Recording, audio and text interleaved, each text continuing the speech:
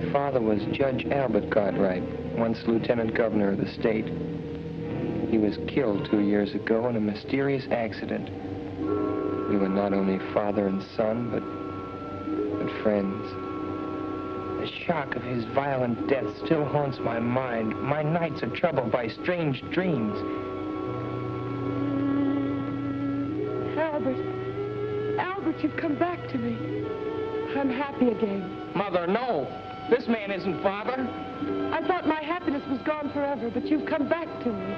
Mother, listen to me, Mother. Don't waste your breath, Paul. She can't hear you. I am your father now. You're not. You're not my father.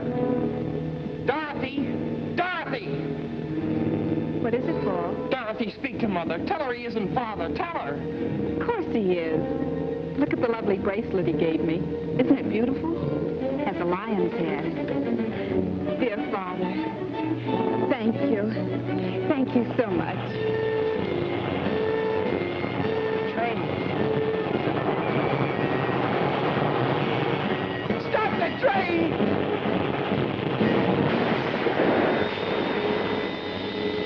Just what I've been waiting for.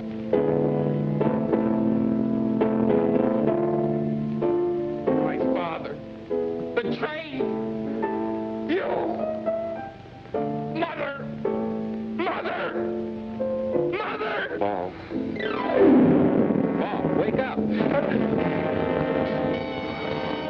It's you, Doc. The way you were yelling, I thought a wildcat had broken in. What's the trouble, nightmare? Yeah, what a nightmare. Well, you get up and dress. I'll go out and get breakfast started.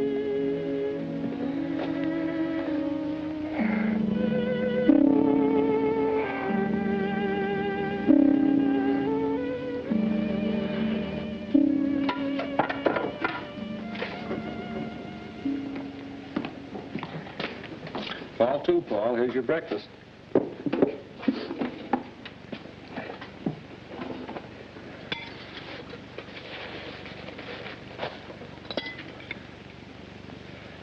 Doc, do you remember what you said once in psychology class? About the phenomena of dreams foreshadowing future events? Yes. But to healthy-minded people, a dream is just a dream. Come on, Paul. There's nothing like an early start for good fishing. Doc, I'd like to go home today. Home? Why, Paul, what's the matter? I'm worried about Mother. Now, look, you're not going to let a dream spoil our outing, are you? Why do you suppose Mother didn't want me home for the holiday? Oh, she probably had some reason. Now, get on with your breakfast.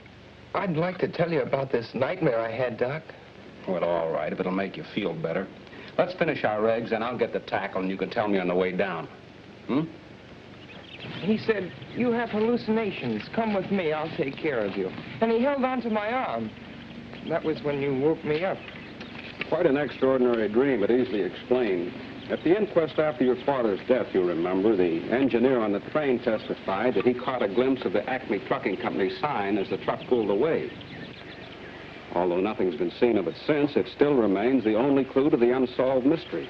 Naturally, it would be impressed upon your mind. Oh, yes, but... And the Schumann Concerto was your father's favorite composition, if I recall correctly. But it all seems so real, and I remember every detail. The bracelet, the abandoned farm buildings, and the things this man said, like, it's just what I've been waiting for. And the terrible danger to Mother and Dorothy. Forget it, Paul. You've been working too hard at school. This is a perfect way to relax. Hey, they're jumping like crickets. Come on.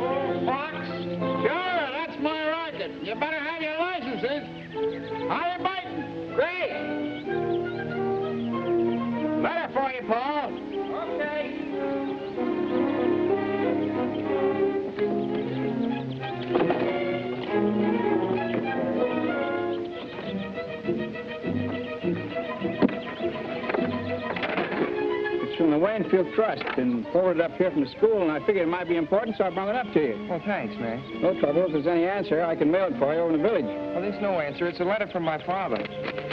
Huh?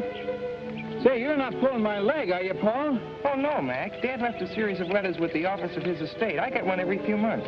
Well, I'll be doggone. Leave it to the judge to think of something like that. Uncanny smart that man was. Well, you want to read that sort of private.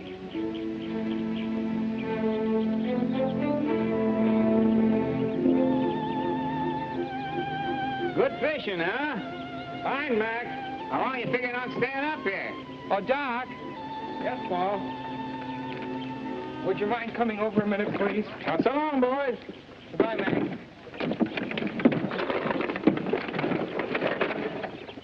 What is it, Paul? I received one of Dad's letters. I'd like to read part of it to you. Go ahead. It will be your responsibility as the man of the family to protect your mother and Dorothy by being constantly vigilant of their associates. I have always guarded your mother, who is so much younger than I. For in my experience, I've had ample opportunity to observe the cunning of unscrupulous impostors. Fits right in with your dream, doesn't it? A curious coincidence. Oh, I hate to ruin your trip, Doc, but I'd really like to go home. All right, Paul. It wouldn't do you any good anyhow with this worry on your mind, and if everything's all right, we can come back. Meantime, I can have a nice little visit with my sister. Let's get our stuff.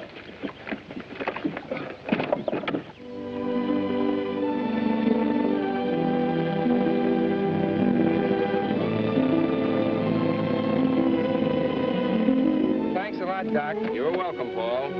You can reach me at my sister's. Okay, so long, Doc. Hello, Ben. Mr. Paul, well, this is a surprise. Oh, I got kind of homesick. How's everything, Ben? Well, everything's about the same so far. Where's my mother? Mrs. Virginia, she went over to the club to have lunch with Mr. Curtis. Curtis? Well, who's he? Well, he's been coming around here every day for the past month. You mean he's been coming around to see Mother? He sure ain't been coming to see me, no, sir. What's he like, Ben? Well, he's a fine-looking man, nice talking, too. But it ain't exactly my place to venture an opinion, no, sir. You don't like him? Well, you see how it is. Being with the judge so many years, I got to know just what folks he like and don't like. And I kind of suspect this Mr. Curtis wouldn't be on the list. No, sir. I see. But don't you take no preconceived ideas from me, Mr. Paul. It ain't constitutional. Like the judge used to say, to exert undue influence on the bench. No, sir. That's right, Ben. I better take your bag upstairs. Should I run you a bath, sir? Oh, never mind. I'll just take a shower. Yes, sir.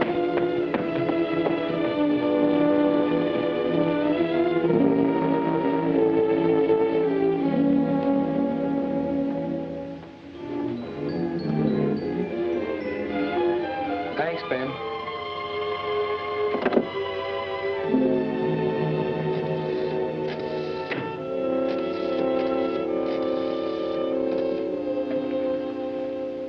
Hello, George.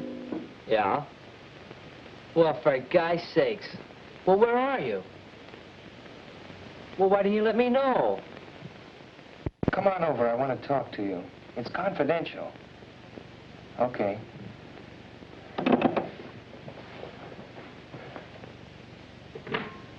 Mr. Paul's home. Paul? What brought him home? Well, he said he got homesick. He's up in his room.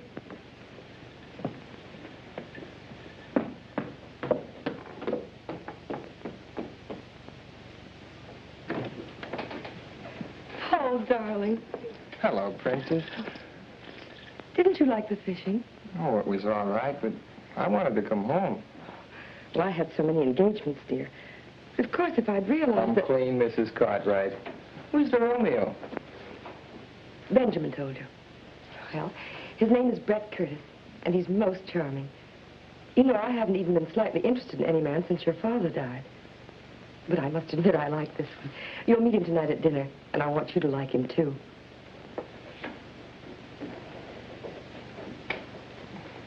Are you sure he's all right? Of course he is. Everyone finds him fascinating. He's amusing and interesting. He's been everywhere, and he's most attractive. You know, in some ways, he reminds me of your father, except he's younger. Oh, don't look so worried. Well, you're my responsibility now, you know.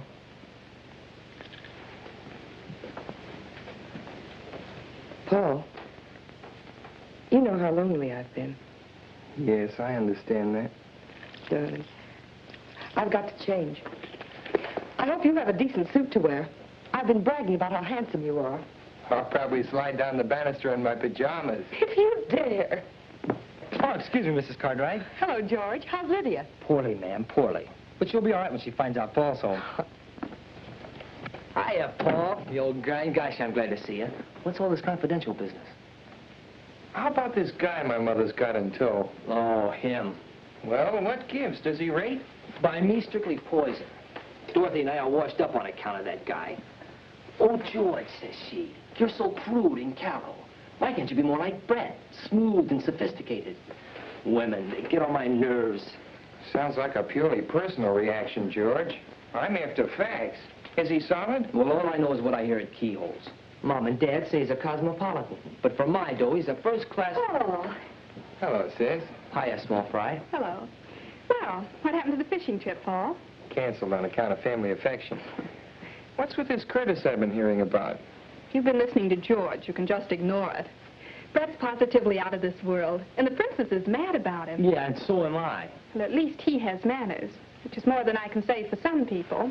Of course, it must be quite a shock to realize that one simply doesn't measure up to civilized standards. See what I mean? You know how we used to get along. Now where am I? Oh, take it easy, George. It may blow over. Nah, she'll never be the same. And I'm too old to change. There he is now. Fred, how are you? For me? Oh, you're too divine, Brett, really. Bring some flowers, a big troop. You simply turn my head. Turn her head, I'd like to wring her neck. She thinks he's a great wit, but nothing I say is funny anymore. How about staying to dinner, George? I don't feel like facing this alone. Okay. I'll call up home. You'll have to lend me a tie. Oh, sure.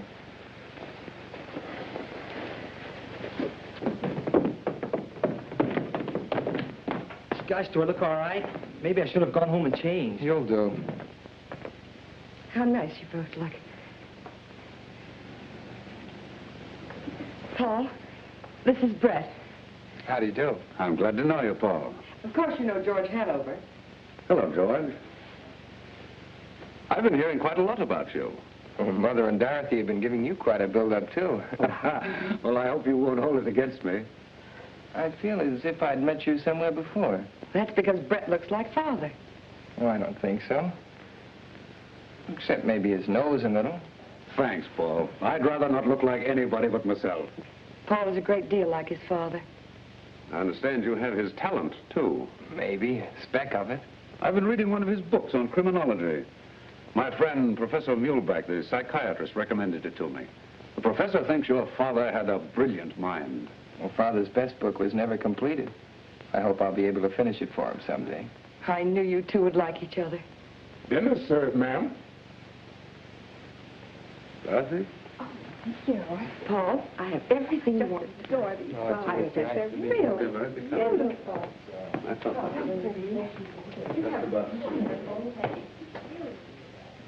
You don't mean to tell me you like him. I didn't say I liked him. I just said I could see why Mother likes him. Yeah, but does Dorothy have to drool over him like a goon? Oh, Dorothy's nothing but a child. Child, nothing. She's a first-class flirt. The way she hangs on that guy's words. Honest, Paul, it sickens me. Pure jealousy. Me? Jealous? Yeah. Gosh, that's right. Maybe I am. Paul, look. It was in the box with the corsage Brett gave me. Isn't it beautiful? It's a lion's head from India. Brett has such divine taste. Well, don't you like it? Nice girls aren't supposed to take jewelry from strange men. He's not a strange man.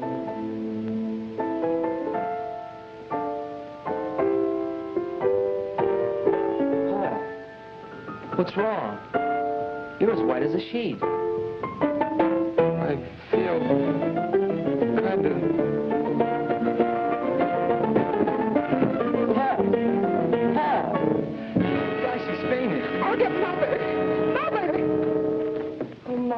What's the matter, Virginia? What happened? I don't know. Dorothy said he simply keeled over. When he came to, he babbled something about a dream and wanting to see you. He seemed all right at dinner time. Let me see him. Feel better? Say, you know, I had an uncle once. He used to get fits. They had to put a spoon in his mouth. Hello, Doc. Well, young man, what's this all about? Darling, what is wrong? Nothing, Mother. If you don't mind, though, I'd like to talk to Dr. Vincent alone. Well, I guess I'll barge along home then. Hope you feel better, chum. Well, I'll be okay. See you tomorrow. Right. You look feverish. Oh, I just had kind of a mental shock. Remember the dream I told you about this morning, Doc? Yes? The part about Dorothy and the bracelet? Yes? Well, there's a man Mother's seriously interested in, and Who is this man, Paul? Brett Curtis, and he did give Dorothy a bracelet. But, Paul... And it was in a corsage, and there was the music, the same music, the Schumann concerto. This may sound kind of crazy, Doc, but that dream is beginning to happen.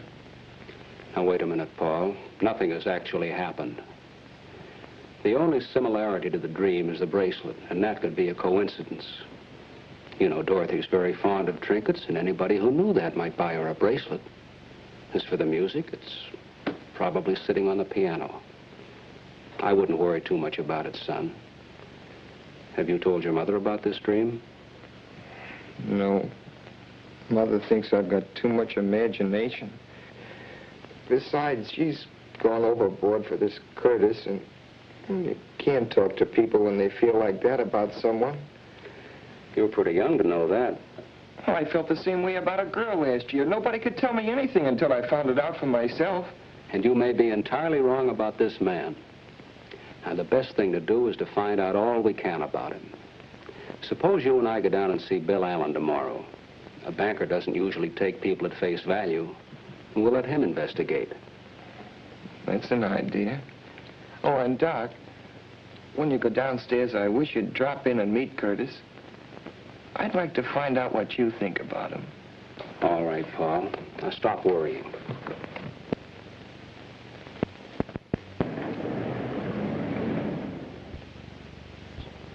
Come on, Paul. Mr. Allen's a busy man. Well, thank you, Mr. Allen. Goodbye, Paul. Goodbye, Bill.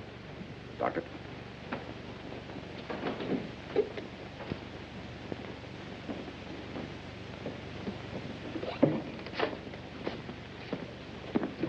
Good morning, Curtis. Well, good morning, Doctor. Hello, Paul. How are you feeling? Oh, I'm fine, thanks. You certainly gave us a scare last evening. I hope you've laid down a lot with him, Doctor. What he needs is more fresh air and exercise. Well, you can't pass exams on fresh air. Not in my school. No, Paul takes his studies very seriously. Come along, Paul. Good morning, Curtis. Goodbye.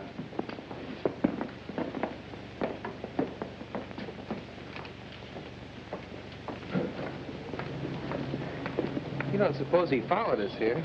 Oh, come now, Paul. The man banks there. Aren't you convinced that Allen knows what he's talking about? My intuition isn't. I'd take it easy on that intuition business, son. It can become an obsession, you know. Well, if you don't mind, Doc, I think I'll walk home. Well, that's a splendid idea. Do some deep breathing and try and rid your mind of Curtis.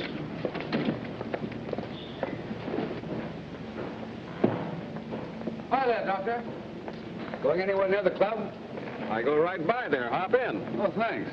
It's a nuisance to find a taxi when you want one. I don't drive myself.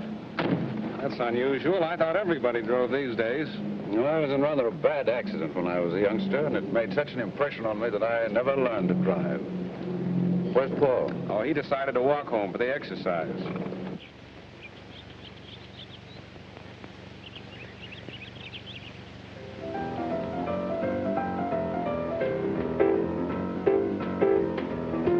Hiya, Paul. Feeling okay? Sure. What gives? Well, the gang's here, and we're going down to the river to watch a boat race. Kind of thought you'd like to come along. Hello, Lydia. Oh, Cartwright. Well, if you aren't the absolute limit, not letting me know a thing about coming home.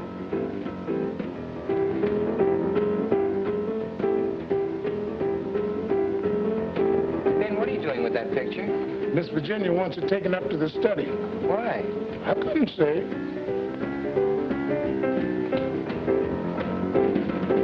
Yes, Mother?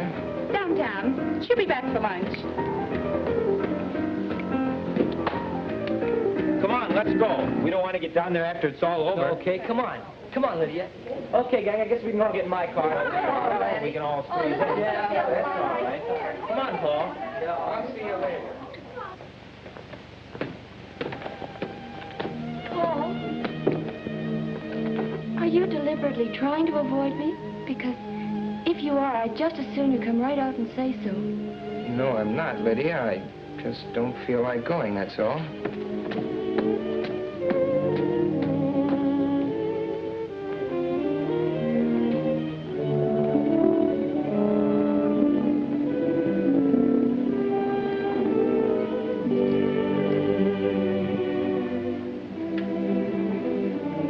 I'm sorry, sir. I sure did hate to move the judge out of his place. Well, maybe this is where he'd rather be, Ben. He spent most of his time up here anyway. Yes, sir. He looks so alive. Almost as if he could speak. I wished he could.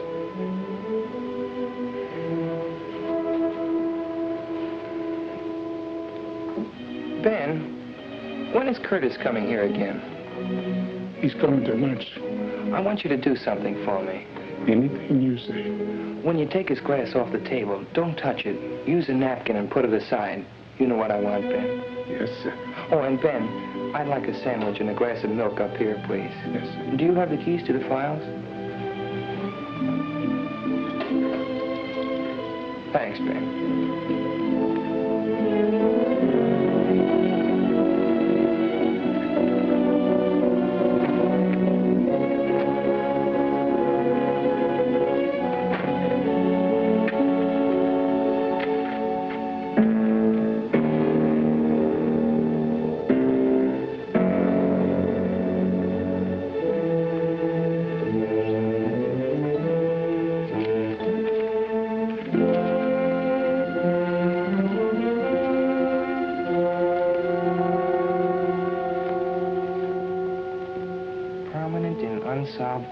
Is the record of Claude Barrington, an amazingly clever and dangerous individual.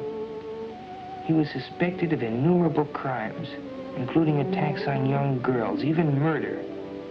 Yet the police have never been able to find sufficient evidence to warrant his arrest. His quick disappearances, the failure of witnesses to identify him, the lack of fingerprints or photographs, indicated a marked talent for crime. Suspicion first fell upon Barrington when in 1932 he married a wealthy young widow, Cecilia Gordon, who was drowned within 6 months of their marriage, leaving him a substantial legacy. However, no evidence could be found to prove that Barrington was in the vicinity at the time of her death. Paul, darling, what are you doing up here? Reading up on something in Dad's files. It's such a lovely day. You should be outdoors.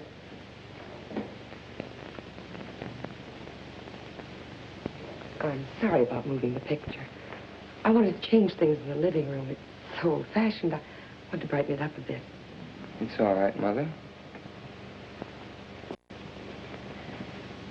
Paul, are you going to make things difficult? I haven't said anything. It isn't what you say, it's your attitude. Why don't you like Brett? I just don't want you to make a mistake, that's all. How much do you know about him? Everything. He's told me all about himself. Paul, why are you so mistrustful? I received one of Dad's letters yesterday. Maybe you'd better read it.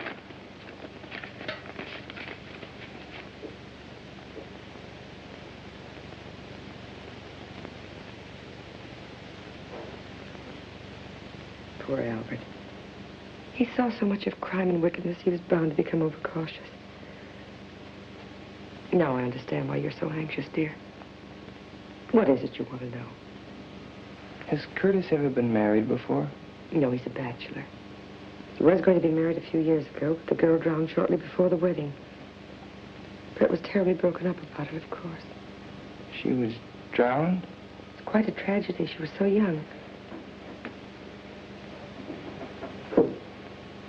Well, Paul, anything else? Where does he get his income? Oh, he owns mines and things. I had Mr. Allen check into all that. You see, I'm not as irresponsible as you think I am. You're not going to marry him for a while yet, are you? I don't know, Paul. I think you should wait. Paul, I don't want to make you unhappy, but that's one thing I must decide for myself. You mean you're going to marry him right away? I may. But you can't. You've got to give me time to... Give you time? For what? Well, to get better acquainted with him. Darling, you'll be going off to school soon. Your life will be occupied with other things for years. Paul, try to understand. Try to be fair. Please. For my sake. All right. That's better. You'll be down for lunch?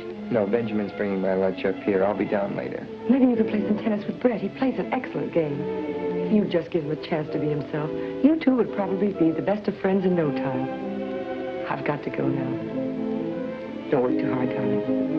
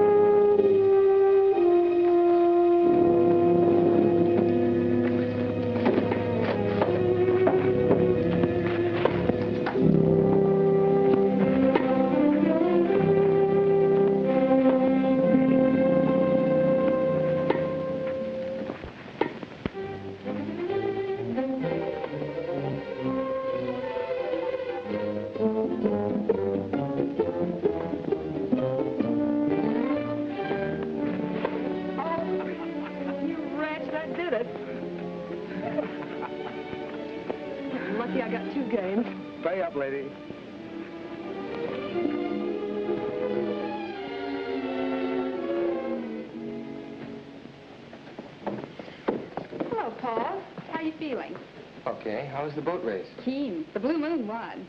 You should have come with us, Paul. Lydia's furious. Oh, she'll get over it. I've got too much on my mind.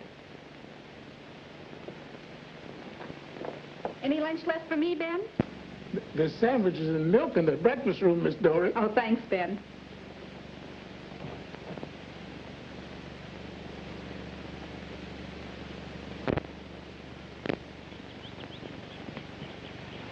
Hello, darling. Hello, Paul. Where have you been hiding? Well, I had some work to do. I hear you're taking law at college. Just the groundwork. My main interest is criminology. Mr. Curtis, do you believe there's such a thing as a perfect crime? It's possible. I've been reading about some perfect crimes in my father's files. He believed there were more undetected criminals at large than have ever been caught. Well, I shouldn't be surprised. The police have their limitations. What a morbid conversation. Brett, it's too bad you've changed. You could have played some more tennis with Paul. I wouldn't have time, darling. I promised to go up to Middleborough and look at some property for a friend of mine. Oh, Brett, why couldn't we drive you up? The ride would do Paul good. Oh, that's nice of you, Virginia, but it'll take hours to look at tracks, and I'll be talking business. I'll phone you when I get back. I'll walk down to the gate with you. Do, Paul. Goodbye, Brett. See you later, darling. Understand you've traveled a lot. Well, yes, I've always been curious about what was beyond the next horizon. Ever been in Nevada? Yes. Magnificent country it is, too. Makes a man wish he could paint. You'd like it. What's Reno like? Oh, that's indescribable. It's a hodgepodge of Wild West and Wild East. Cowboys, divorcees, mink and mustangs, Jude ranches, and the real thing all shuffled together. I'd like to see some of those old ghost towns. And a real silver mine. Well, I have an interest in several mines. Perhaps we'll take a trip someday. Do you know Colorado? Quite well. Waynfield must seem pretty tame after those places. I've seen pretty much everything worth seeing. I'll be glad to settle down right here. Well, goodbye, Paul. See you tomorrow. I hope we're going to hit it off together. So long.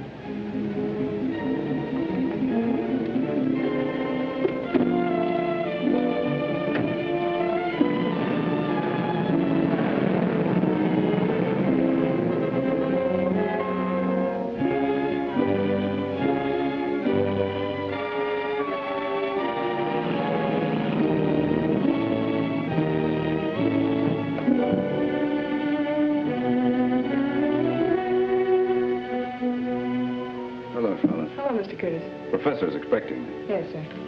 Mr. Curtis. Send him in. Go right in.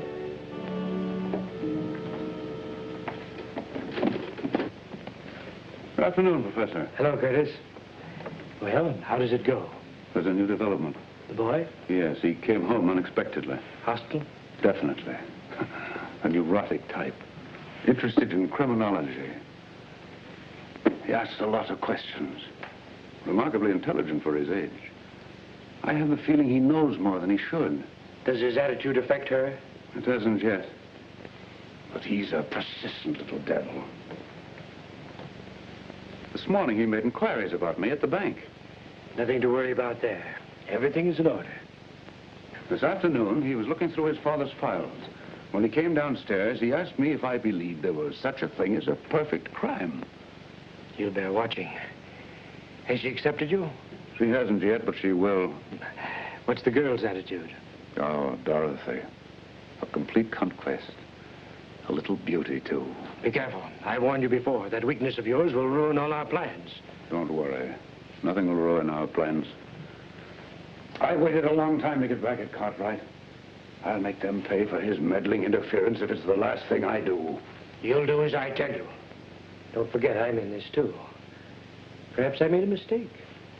Perhaps I should have kept you as a patient instead of making you an associate. Don't forget, I'm concerned with the financial outcome in this case, not your personal revenge. You have nothing to complain of. Everything's working out. The boy is the first hitch. He sounds like a subject for mental analysis. You might suggest it to the mother. Sometimes these cases destroy themselves. The important thing is to get the wedding over with as quickly as possible. When you are legally in possession, we can take care of him here. Funny, that thought was in my mind, too. But why wait till I'm in possession? As her husband, you would be in a position to comfort her. As her fiancé, such a tragedy might cause a revulsion against you. That's true. Therefore, you must lose no time. The stakes are high, and there's constant danger if the boy is following the Barrington trail. Barrington is legally dead. Fortunately, so is the judge. However, fools and children sometimes stumble upon details which even the most careful strategist has overlooked. I had better meet the lady as soon as possible. Meanwhile, you must impress her with my professional distinction. Understand?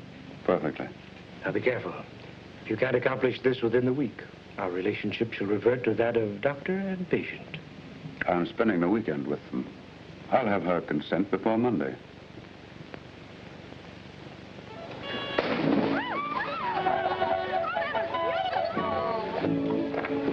I give up.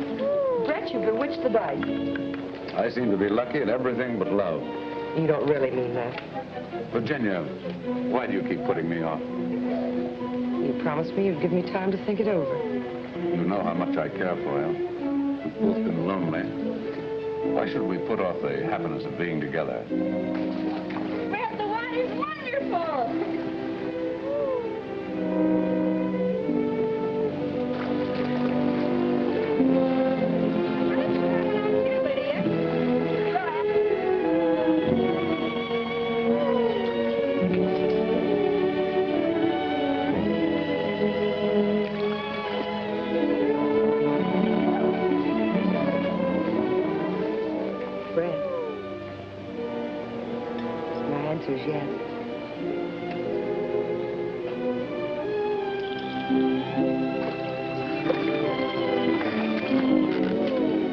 When, Virginia? I'll give a dinner party and announce it. You're not going to put me through a formal wedding, are you? No, just a dinner party. We'll slip away quietly and I'll send the announcements out later. Good. We'll elope. Elope? That sounds so young and reckless. Doesn't seem right with two grown children. Brett, you do like them, don't you? Like them? A handsome, full-grown family on a silver platter? And you? What more could a man ask? Darling, Do you realize that you haven't kissed me since we've been engaged? Princess! Brad! Not much privacy around here, is there? Well, that's family life. Why don't you come in for a swim, Brett? The water's wonderful. How about a swim, Virginia? Oh, no, darling, you go. I want to write the dinner invitation. Is there anyone special you'd like to ask? Why, yes, my old friend, Professor Muhlbach, you know, the psychiatrist. You'll enjoy meeting him. Enjoy your swim, darling.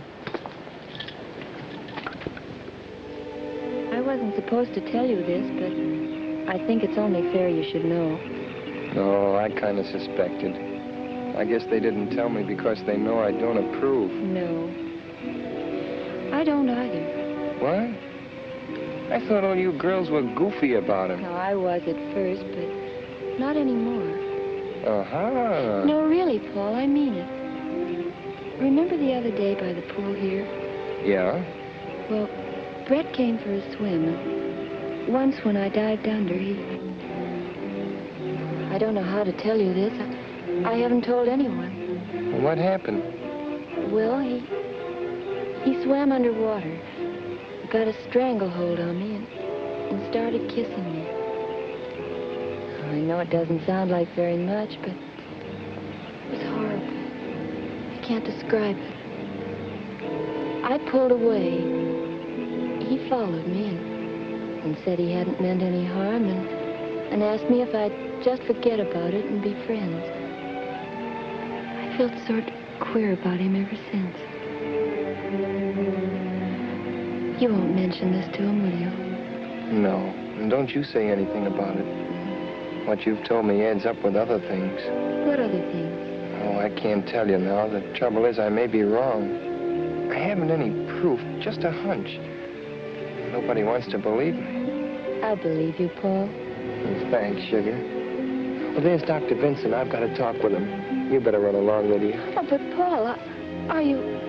Well, what I mean to say is, you still like me, don't you? Oh, sure. But everything's on ice for a while. No dates. Yes, all right. Only, don't forget. Okay, funny face.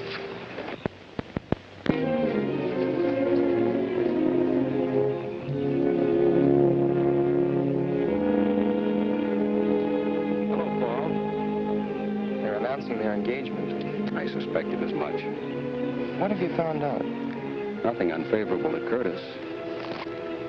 Mr. Allen gave me these answers to some inquiries he made. After reading them, you'll probably agree it looks like a clean bill of health. Well, that may be so, but Lydia just told me something. Would you mind coming up to my room a minute, Doc? Not at all, Paul.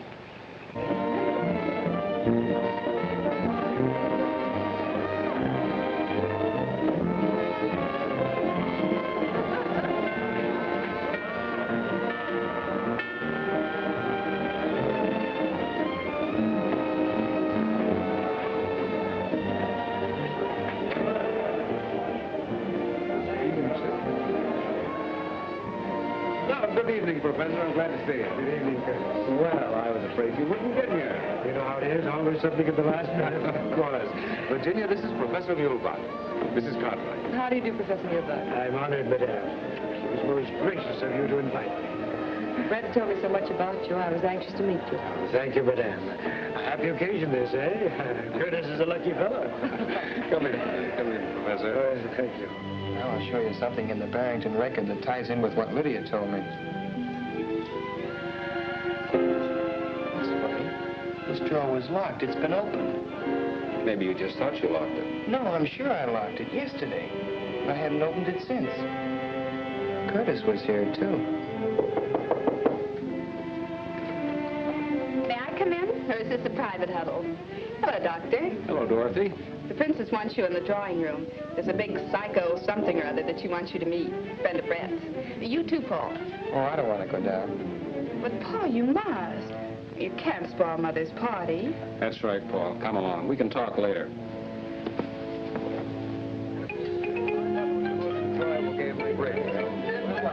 However, I must say that I think that we won that rubber.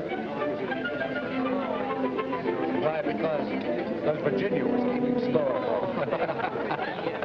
Virginia Amelia's arithmetic is delightful. She subtracts by counting backwards on her fingers. 10, 9, 8, 7, 6. That means 10 minus 5 equals 6. Well, that's right, isn't it? Of course it's right.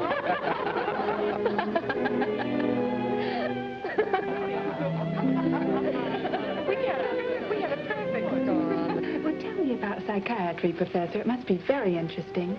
I'd love to be psychoanalyzed sometime. I'd be delighted to do it. Anytime you say. Now, look. I won't behave so Miss Cartwright. Benjamin, Mr. Curtis will call. Well, my friend, here's a chance to display your domestic accomplishments. It's just what I've been waiting for.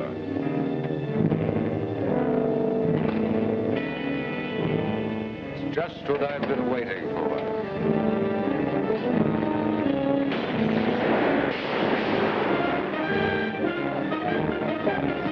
Sorry. I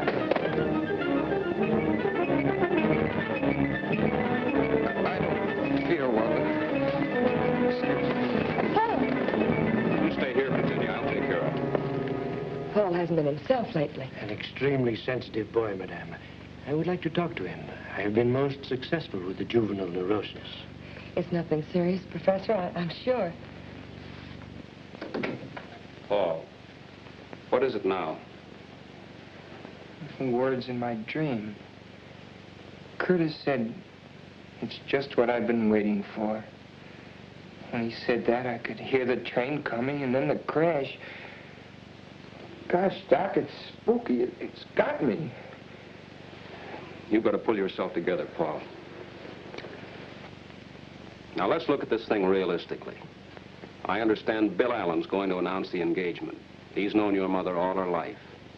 Do you think he'd sanction a match if he weren't sure of Curtis? I can't figure it out. Maybe I'm going wacky, Doc, but I could swear he's Barrington. Barrington's dead, Paul. I don't believe he is. But it's too fantastic.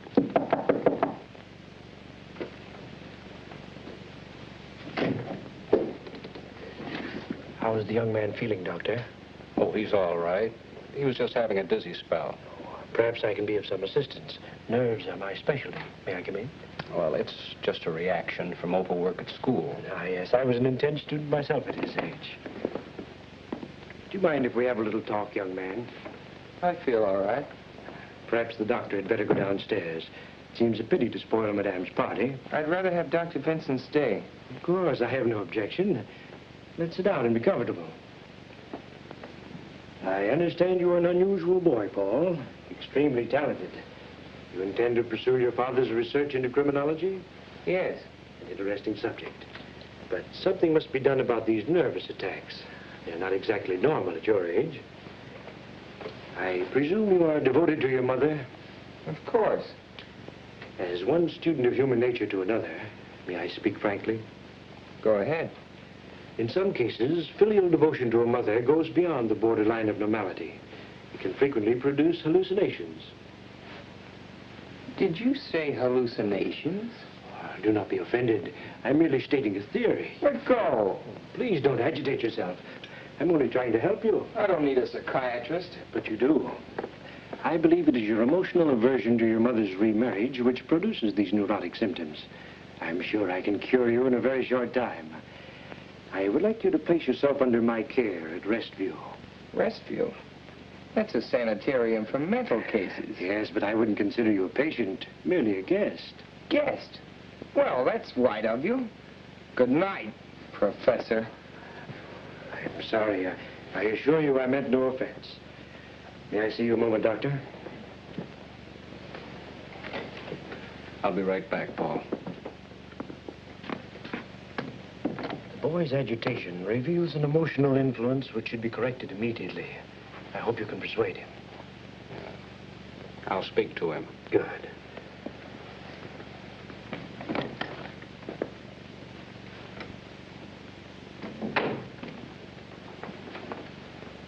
Well? The same words as your dream, weren't they? It's extraordinary.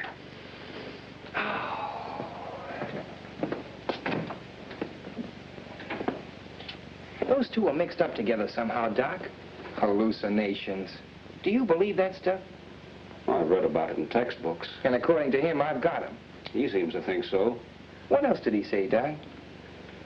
Well, he wanted me to ask you to go to his sanitarium and let him analyze you. You know, Doc, that might not be a bad idea. But I don't think it's necessary. But, Doc, I might find out something up there. Yes. But, Paul, if those two men are what you think they are, it'd be mighty dangerous. Well, you could come up every day and keep an eye on me, couldn't you? Yes. Besides, it might be a good way to stall for time. I'd make Mother promise not to marry Curtis till I got back. But, Paul... And meanwhile, you could take these to Armstrong and get him to analyze them, their fingerprints off a water glass. Curtis? I'll talk to Muhlbach. Paul, you're a very clever boy. Thanks, Doc. I'd be in a tough spot without you. Maybe we're both crazy. Then again, maybe we're not.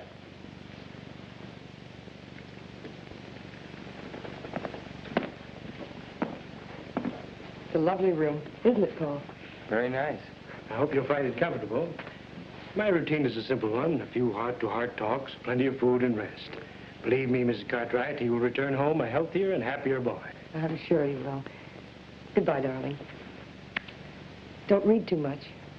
You'll take good care of him, won't you, Professor? Of course, Madame. I'll drop in tomorrow and see how he's getting along. Please do, Doctor. I'm always happy to have the cooperation of my colleagues. Thank you. Goodbye, Paul. I'll see you tomorrow. Goodbye, Doc. Goodbye, Princess. Goodbye, darling. I'll see you later.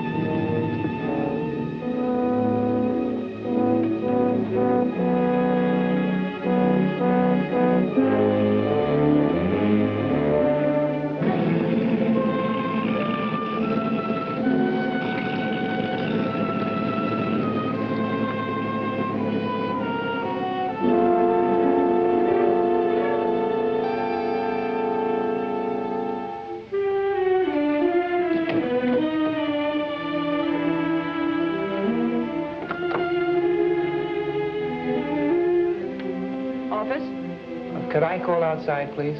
I'll get the number for you. Well, I forgot my tennis shoes. Do you happen to know where I could get a pair? I'm sure Professor Muhlbach can lend you some. Thanks.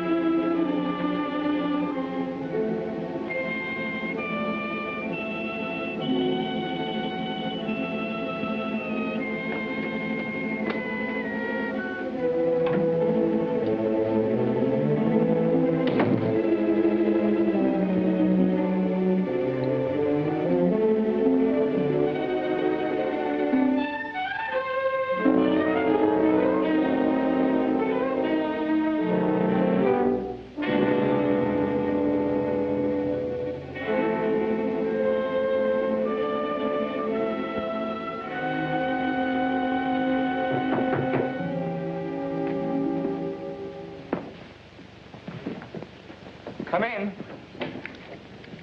Well, Paul, can I help you get settled? Oh, no, thanks, Professor. There's not much to do.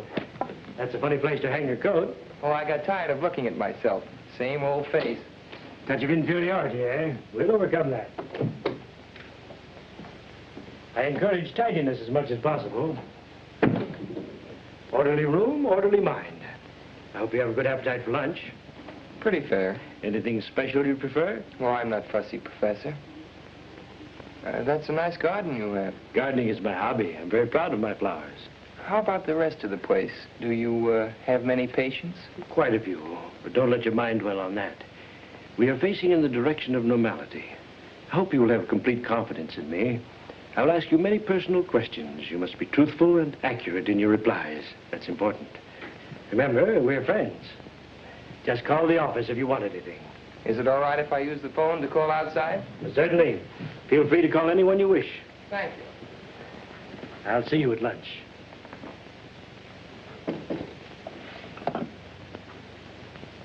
I'd like to get Waynfield 1531, please. Hello, Vixen. What's mixing? Oh, Paul, where are you? I'm up at Middleborough getting my brain unscrambled. It's all very scientific. Cures hives and hangnails and improves the disposition, it says here. Are you missing my kissing? Was that some kind of code? No, just juvenile vernacular. What pleases the significance? Young romance in the modern manner. Romance, I see.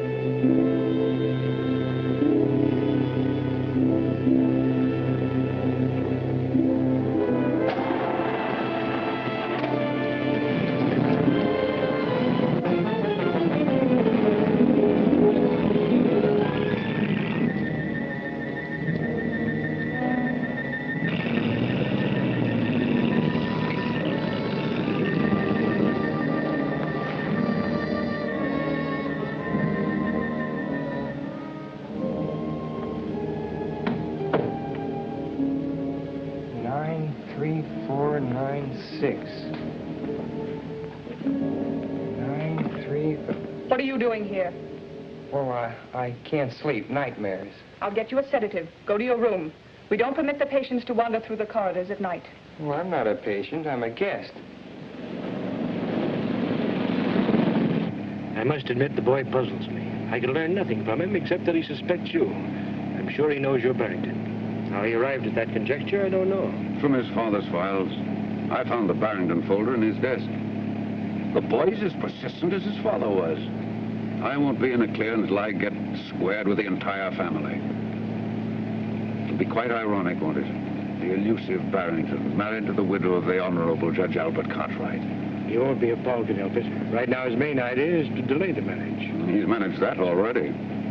She promised him not to marry me until he returns. There must be some way to overcome that. Find some pretext to leave town, then persuade her to join you. You should have sufficient influence to overcome her promise to the boy. I will detain him here as long as possible. As soon as I have word from you that the ceremony has been performed, this troublesome opposition can be eliminated. How do you propose to do it? I will attend to it. Come in.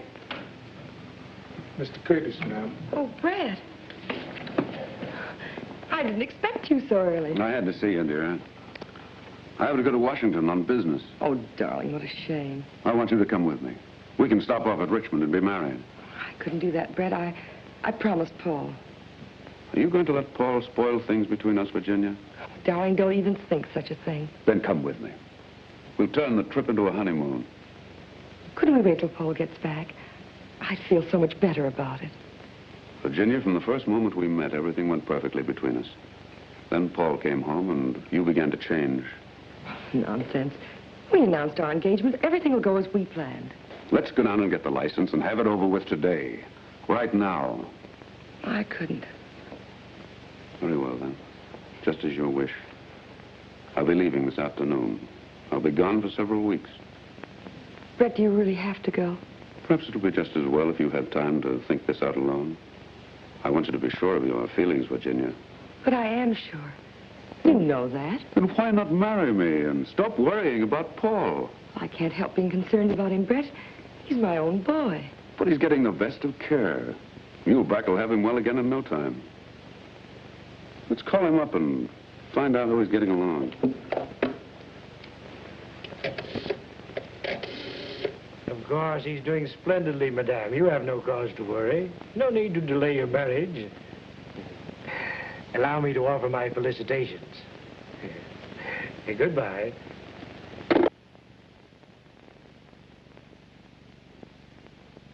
How long will it take you to check some fingerprints? Whose are they? Curtis. Paul got them. He asked me to turn them over to you. He's a chip off the old block, all right. The judge hung on like a bulldog whenever he got his teeth into anything. That's right.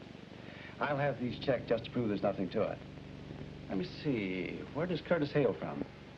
Oh, he's lived in Oregon, Nevada, Colorado, California. California's good. They get thumbprints on driver's licenses. Curtis says he doesn't drive. Well, we won't take his word for that. Check those with Washington, Tom, and try the California License Bureau. Okay, Chief. So long, Doc. I'll let you know, Doctor, if anything develops. Goodbye, Mr. Armstrong. Thank you.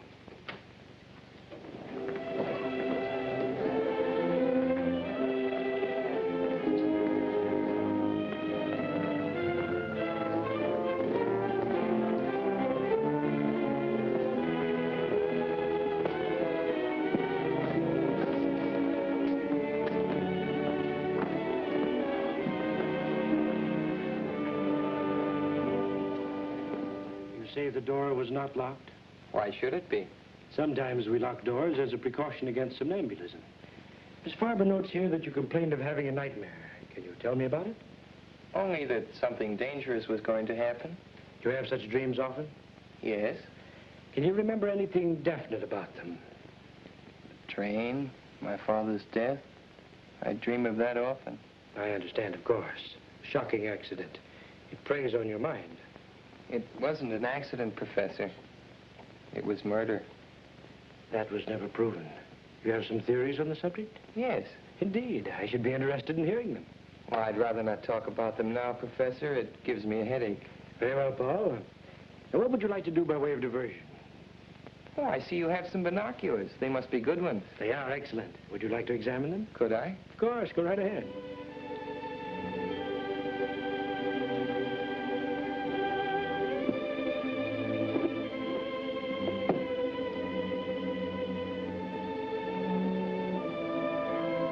Swell. I'd like to take a good look. Come along. You can see Waynfield through them from the roof.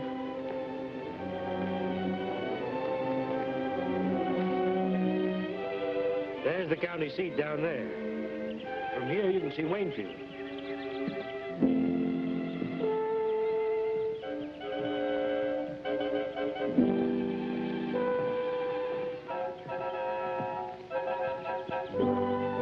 Paul, you can see the ferry crossing the river. What's that building down there? Just an abandoned farm. Over this way, Paul. See the ferry? You can almost distinguish the people's faces on the deck.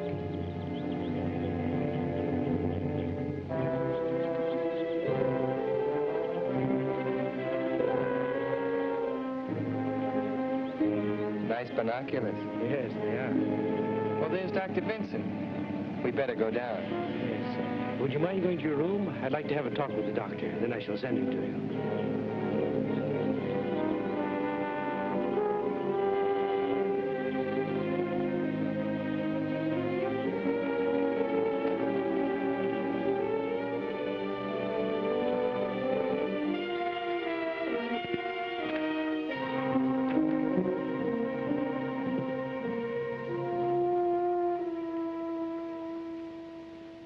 I'm very glad you came, Doctor.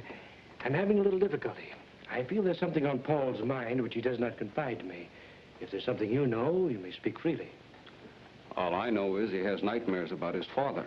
That he has told me, but he will not say any more. His reticence hinders my diagnosis.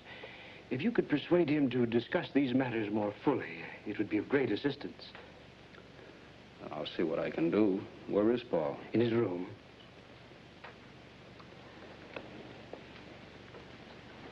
Show Dr. Vincent to Cartwright's room, please. Thank you.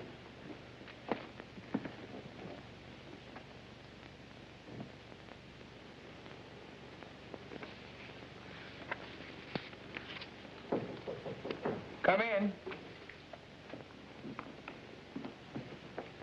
Hello, Doc. How are you, Paul? Sure glad to see you. How's Mother? Oh, a little worried about you. Otherwise, all right. I saw her this morning. Well, Professor Muhlbach's a good host. I'm enjoying it here. That's fine. Oh, look, Doc, I found something in Plato I'd like to show you.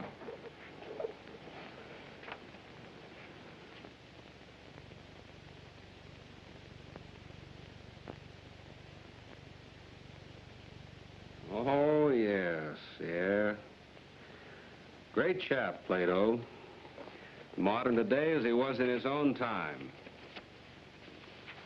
Paul, how'd you like to take a little ride with me? Well, that depends on Professor Muhlbach. We'll have to ask him. Well, let's do that.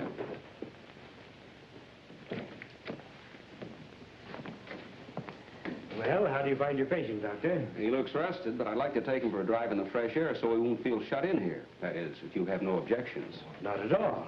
Provided you don't keep him out too long. Oh, a half hour or so. We'll take a drive through the hills. This is beautiful country. I trust you will urge Paul to relax and talk more freely. I'm very anxious for him to get straightened out so he can go back to school. If he falls any further behind, I'm afraid he'll overwork again. Of course. Well, come along, Paul. We won't be long.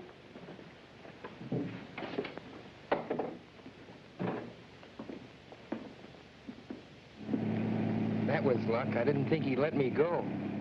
He couldn't very well refuse. I saw Armstrong. He's having the prints checked.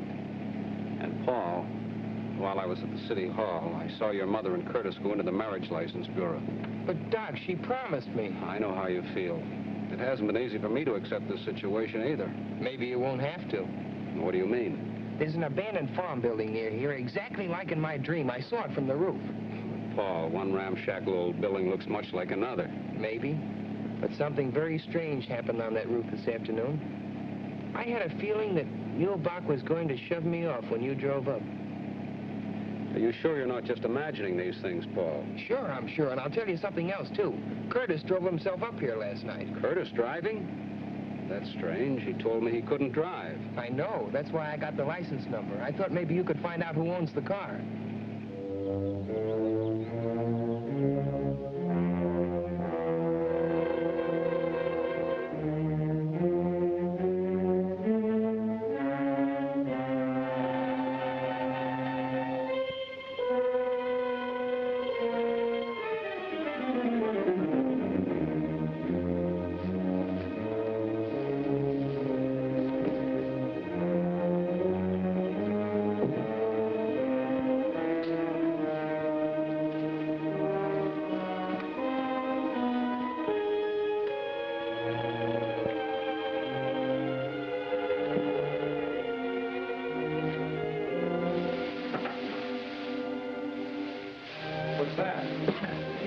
like... Oh, Jiminy, a part of a motor. Give me a hand, will you, Doc?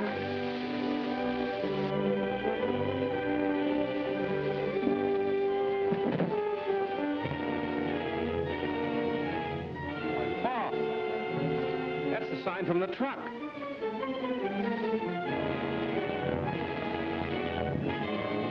Son, you certainly called a turn on this one.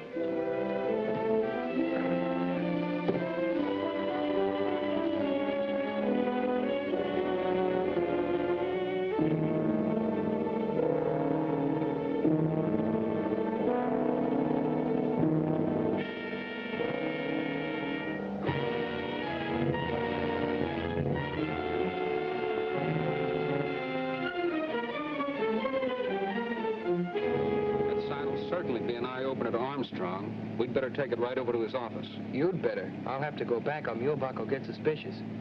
You better stop here, Doc. I'll walk the rest of the way. No use taking any chances with that evidence.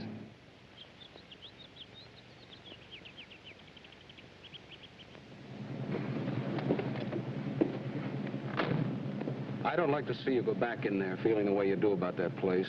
Oh, I'll be all right. I've got to go in and stall for time. If things get too hot, I'll phone Lydia and say I'm lonesome. That'll mean get here quick. All right, Paul, but take it easy. I'd better go home and clean up a bit, then I'll go right over to Armstrong's. So long, Doc. Darling, don't be angry. Surely one day doesn't make that much difference. I promised Dr. Stone he could marry us. You wouldn't want me to hurt his feelings, would you? Why can't we go over there now? Why wait? We can spend tonight and tomorrow at the lake and then go on to Washington. After all, I must think of that contract, Virginia. Even a man in love has to think of business. All right. I'll call Dr. Stone, see if he can't find some time free. He ought to be able to work us in somewhere. A ceremony doesn't take long. Do you want me to call him? No, I'll do it.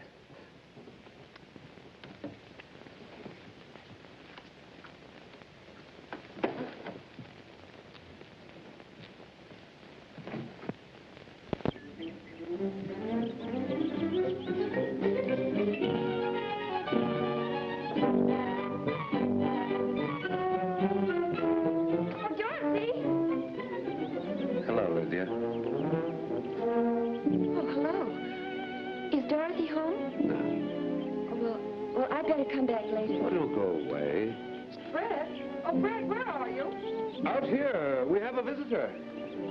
Lydia. Hello, Mrs. Cartwright.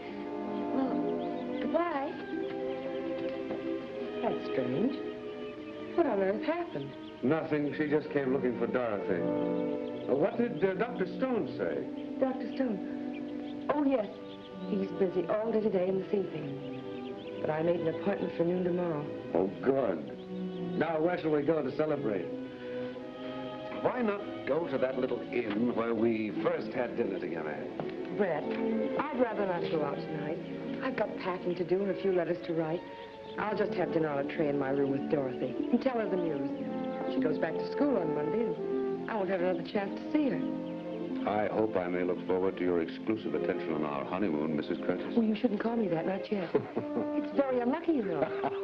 With all the luck I have, I can afford to be reckless. I'll phone you later, darling.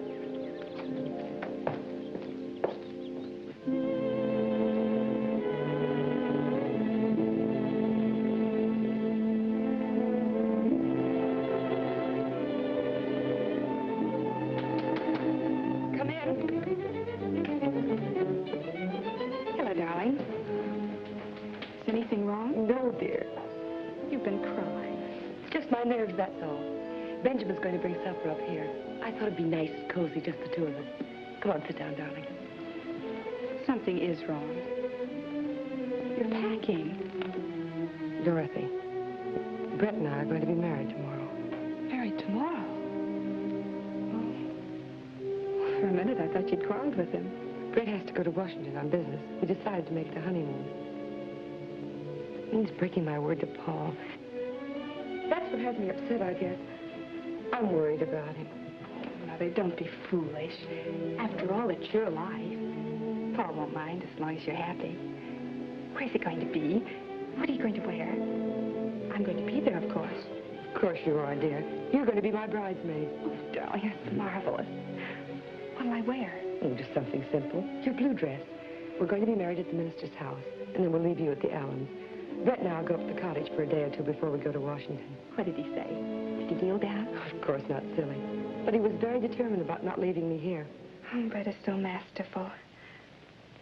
You'll write to me, won't you? Of course. Every day.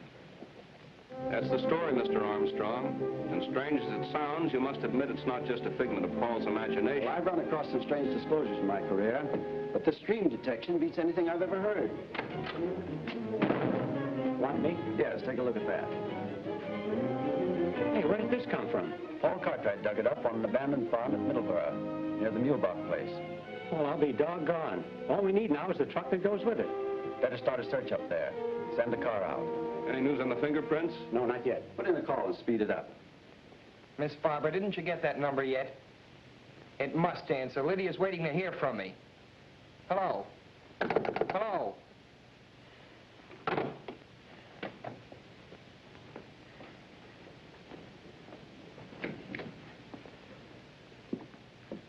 What do you mean by disconnecting the phone when I'm trying to get a call through? I want you to be absolutely quiet. You are agitated. I was afraid your outing today would be too much for you. I'm getting out of this place, but quick. Not in your present condition, my boy. You are hysterical. I couldn't possibly allow you to leave in such a state. Allow me? You don't think you can keep me here if I want to go, do you? I'm afraid that may be necessary. You seem to be forgetting that I'm a guest. All my patients are guests. Sit down, my dear boy, and calm yourself. Tell me, what has upset you? Was it something you found at that farm where you went this afternoon? You followed us. I observed you from the roof with the binoculars. All right, since you know so much. We found the truck that killed my father. The police ought to have the evidence by now, and I know you and Curtis were mixed up in it. Again, you were having hallucinations.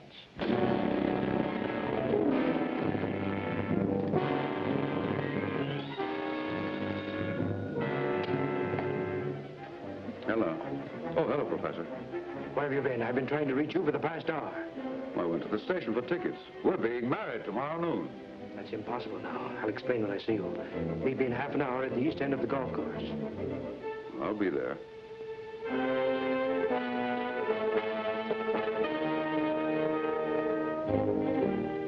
I don't like to exaggerate Paul's danger, Mr. Armstrong, but that place up there gives me the creeps. I'm uneasy about the boy. Why does everything take so long? The machinery of the law, Doctor. It's much better than it used to be. Armstrong? Farber? The car driven by Curtis is registered under the name of Charlotte Farber. Does that name mean anything to you, Doctor? Why, yes. She's Muhlbach's secretary. Yeah? Put a blanket out for it. Get going. Chief, the California Motor Vehicles has a thumbprint on Brett Curtis. It matches the print taken from the body in the mine identified as Barrington. That means Curtis was killed in the mine, not Barrington. Paul was right. And Barrington is just cunning enough to pull something like that, too. Then it isn't unlikely that Curtis... Could be Barrington. Well, Chief, we got what's left of the truck, buried under a ton of hay. Any fingerprints? Yep, in the tool compartment. Compare those.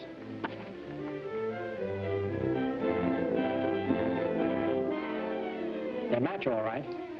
They match the Curtis prints Paul got from the water glass. Well, are you satisfied? Go to the country club. Pick up Brett Curtis. Suspicion of murder. Cartwright case. Right. We've got to get to that boy, Armstrong. Muhlbach and Curtis are working together, and there's no telling what may have happened to him by this time. Get me the Muhlbach place at Middleburg. Now, don't worry, Doctor. We'll find out in a few minutes.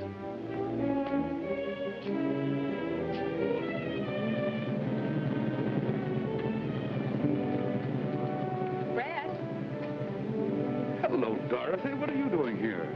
Princess told me about tomorrow. Brett, I'm so thrilled. Mother's going to let me be a bridesmaid. Isn't that wonderful? I thought we might drive down to the florist and get dozens of roses and take them to the cottage. I want to do something special, and I'm sure the princess would love it. That's a charming idea, Dorothy. I should have thought of that myself. Well, then, let's go. Now, just a moment. I was going to meet somebody here. But I'll leave a note for him. But don't be long. Sir, that's strange. Come on, Doctor. My car's downstairs.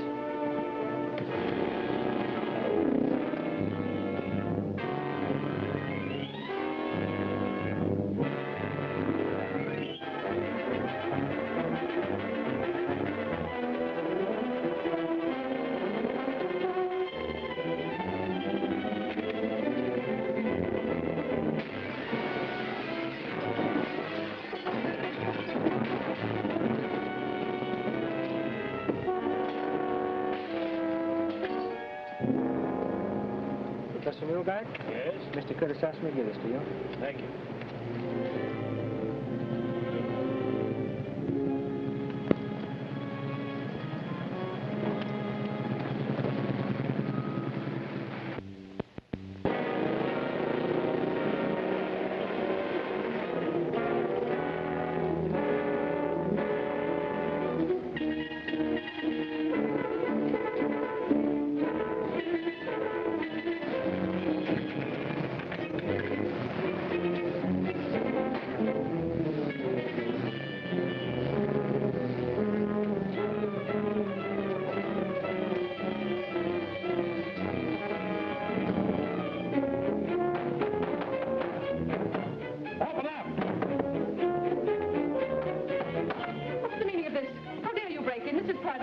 Sure, we know. We're just nuts looking for a padded cell. Where's the Cartwright boy, sir? I know nothing. I'm just an employee here. Well, we'll just have to go around breaking down doors. You have no right to search this place. You have no warrant. The district attorney wants Paul Cartwright, and he wants him alive. Of course he's alive. He's in his room. Which room? The first one down the hall, but it's locked. Have you a key? No, Professor Muhlbach has the key. He's out for the evening. Slade, take this woman in custody. Hold her as a material witness. Come on, Langdon.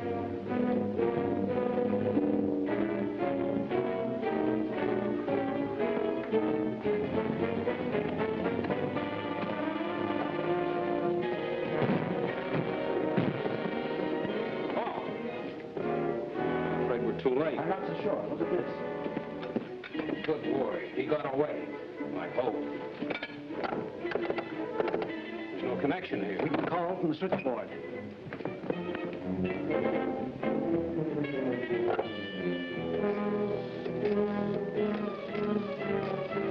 Calling his home? No, I'm calling Lydia. I don't want to alarm Virginia just yet. Curtis may be there. That's right. I'd better have the Cartwright house covered. Hello, Lydia. Yes, this is Dr. Benson. I'm up at Muhlbach's. We've been trying to get you in Mr. Armstrong's office. Paul's here. Hello, Doc. Oh, sure, I got out. What? I knew it. Boy, this is really it. What is it? Hello, Lydia. Paul come home for the wedding? What do you mean, wedding? Well, don't you know? Mrs. Cartwright's marrying that Droop Curtis the first thing tomorrow. How do you know? Well, I saw Dorothy and Curtis come out of the florist with a big box, and they drove off in her car. Mike Pepys told me they were going up to decorate the cottage on account of Mrs. Cartwright. Curtis and Dorothy have gone up to the cottage alone? Yes. Listen, Paul. Just a minute, Doc. Curtis and Dorothy have gone up to the cottage together alone. What? Doc, my sister and Curtis went up to Lakewood. She's alone with them. Muhlbach knows the police are happening. Anything can happen. We're getting out there. So long. Come on, where's the car? Outside. Lydia, you better stay here. You're me. I'm coming with you. Well, why doesn't somebody tell me something?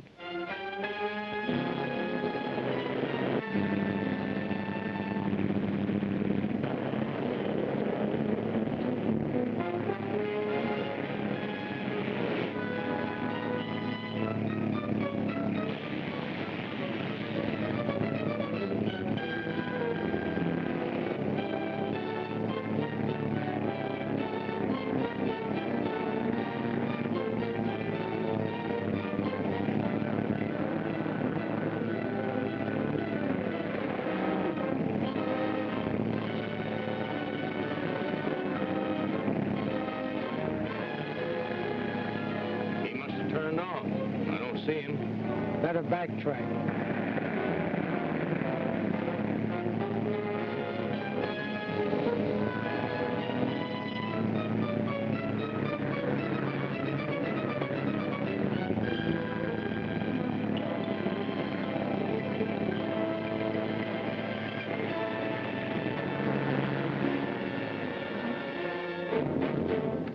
Put up your hands and get up. What's the meaning of this? You're under arrest. This is an outrage. You must be mistaking me for someone else. Come along. Yeah. Good, the princess will arrange them all over again. She can make flowers look as if they just grew out of a vase. Well, we better be starting back, Brett. What about a ride and a lunch? It's perfect out on the lake. There are a million stars floating on the water, and the crescent moon looks like something out of Ulmer. Brett, you are the most romantic person. Most men around here never even heard of Omar Khayyam. If they did, they think he's a Turkish wrestler or something. Mother's really lucky. I'm glad you think so. Why are you looking at me like that? Of course, you're very lovely in the moonlight. Well, everybody is, but I adore compliments. The best I ever got from George was, oh, come on, you look all right. You know, Brett, I've grown out of that crowd. I don't know what I ever saw in them. I'm really quite poetic at heart. Only it's positively lethal to let anybody know about it in our crowd. They simply jeer. I heard a car, didn't you? Probably out on the main highway. Don't hold my arm so tight. Oh, I'm sorry. Steps are so uneven, I was afraid you might fall. Really, Brett, I think we better not. I must be getting back. Mother will be worried. Where's your spirit of adventure? I thought you were romantic. All right, but we won't stay long.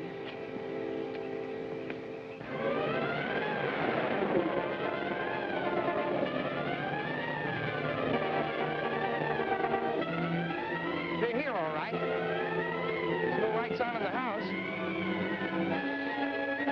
There's a light in the boathouse.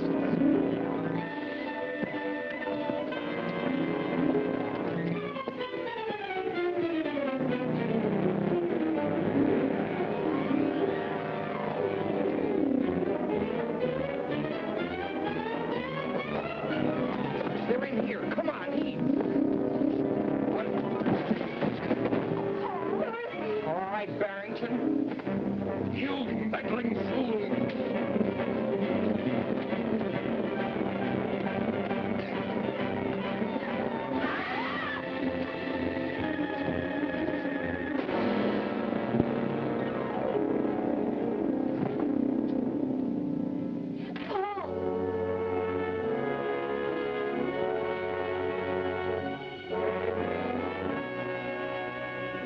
It's clearing now. Look, Mother, we can see ahead. No, Virginia. Don't look back. It's all over.